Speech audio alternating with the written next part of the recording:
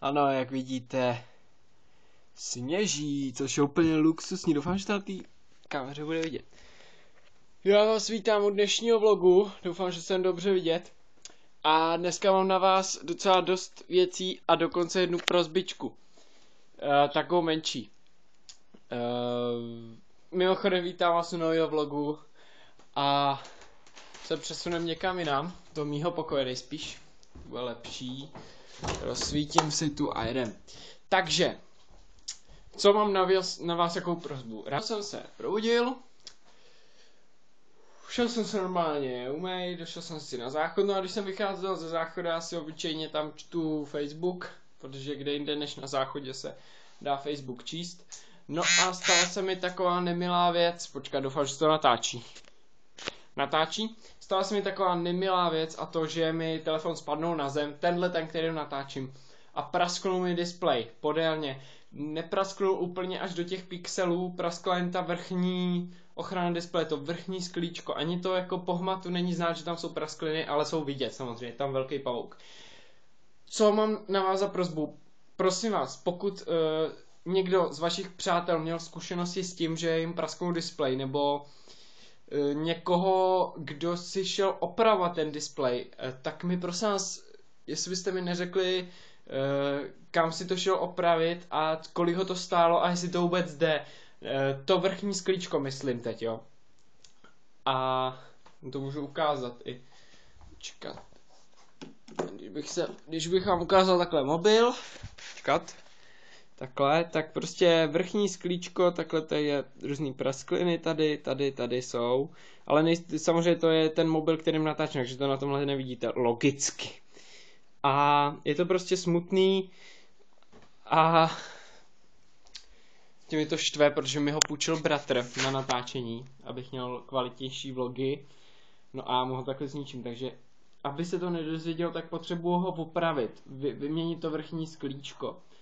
Ty šrámy na něm to už nějak zkusím sám zamaskovat, ale tak uvidíme. No prostě je to na hovno a mrzí mě to, no.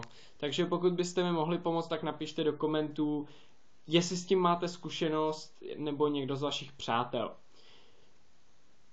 Další téma, kterým jsem se chtěl zabývat, je challenge, který bych chtěl natočit v nejbližší době. Fuj, tam je fakt hnusně, já jsem přišel úplně s vlasama normálně mokrýma, úplně jsem vypadal jak námořník. Teď jsem přišel a rovnou natáčím. No, to zas odbíhám. Chtěl jsem vám oznámit, že v nejbližší době bude challenge. Ale nevím ještě jaký, rozmýšlím se mezi znovu obnovení z kořice, že bych to zkusil ještě jednou. A nebo další možnost, nějaký masox nebo něco. Ale myslím si, že tyhle ty věci už jsem dělal. Takže pokud budete mít nějaký nápad, do komentářů mi napište, jaký vlog. Takže pokud jste měli zkušenost s tím, že někomu prasklo sklíčko a jaký challenge byste chtěli. Dneska ve škole to bylo docela v cajku, měli jsme tělák. Úplně jsem se vybl při basketu, miluju basket, miluju tu hru. No, co víc říct, venku je úplně totálně hnusně, protože ono sice sněží, ale nevidíte ten sníh už na té zemi, prostě vám to prší do ksichtu, jste omrzlí jak magoři a prostě rozumíte mi, že jo, prostě není ten sníh nikde vidět, že by jako padal a vrstvil se, protože je prostě malá, je velká teplota, takže sníh taje, no. Co víc říct k tomuhle vlogu? Já si myslím, že nic říkat už nemusím. Mám tady úplně příšerný bordel. A je pátek a já se budu muset učit stejně.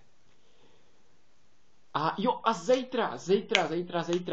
zítra jedu možná, pokud znáte let's playera z Depu Pepu, točil jako jeden z prvních Čechů let's playe, myslím ne jako první z Čechů, ale byl to jeden z prvních vyvolených, asi z 10 tuším lidí, začal točit let's play. A jedu do Hořic asi 10 km od Jičína, má tam koncert se svojí kapelou The Oust. Oast, Oast. Najděte si to klidně na Benzonu, mají tam jeden svůj song, docela dobrý. No a pokud to stihnu, protože musím rodičům pomáhat na festivalu na Valdický bráně, Vánoce na bráně, tak do 12 právě musím tam makat a pak oni začínají v 12:30 odpoledne, no a já se bojím, že to nestihnu, protože si potřebuji sehnat odvoz tedy. A za těch 20 minut bych se měl stihnout dostat do Hořic, no a být tam, takže s ním pokecám. Nevím, jaký bude počasí vůbec, jestli budou vůbec hrát, protože to je hnusně jak svině, doufám, že zítra nebude tak hnusně. No a co víc říct, ještě, no, že bych možná natočil o tamtud nějaký vlog, ale spíš tam bude asi hodně lidí a když je někde hodně lidí, tak já nenatáčím, protože mě je to blbý už, když jsou doma rodiče, ale to všichni víte. Jinak vám děkuju hrozně za podporu. Díval jsem se ráno, asi 23 odběratelů tam je. Mayfejkovo oblíbené číslo, víme, 23. A pokud se podívám asi teď, tak tam bude asi víc, ale nevím. Každopádně doufám, asi brzo smažu to video, co jsem dával na Raymona 170. Jak vás vlastně navedlo k tomu, abyste šli na ten kanál a odbírali, protože nechci, aby ty lidi, co je to nezajímá, stejně odbírali jako tohle. Protože to pak bude naprosto to stejné, akorát se mi jako pár odběratelů zmizí, no, takže bych mohl mít tak 100 lidí, no, ale tak chtěl bych spíš získávat nový odběry a ne ty, protože vy určitě víte, ale to už se rozkecávám, to zase bude v příštím videu. Prostě víte, na čem jsem asi nejvíc chytal odběry, že jo, odkud mě nejvíc znáte. No, to ale teď nechám být, protože prostě na to teď nemám náladu a hlavně máme 7 minut, takže už to stačí. A já vám hrozně děkuju za podporu, dejte mi tady nahoře odběr, tady zde, ono to vlastně není vidět, když to nakloním. Ty genius! No a mějte se luxusně, já se budu těšit na zítřejší vlog, pokud teda nějaký budu točit, doufám, že ano. A pomožte mi s tím displejem, jestli máte nějaké zkušenosti s tím a napište mi do komentů teda ten displej a challenge, který byste chtěli, abych natočil. Ale prosím vás, ne žádný jako sežer hovno nebo tak, to jsem dělal už, ne. Prostě takovéhle věci samozřejmě dělat nebudu. Takže čau a mějte se luxusně a uděláme pohled na zahradu, jako vždycky.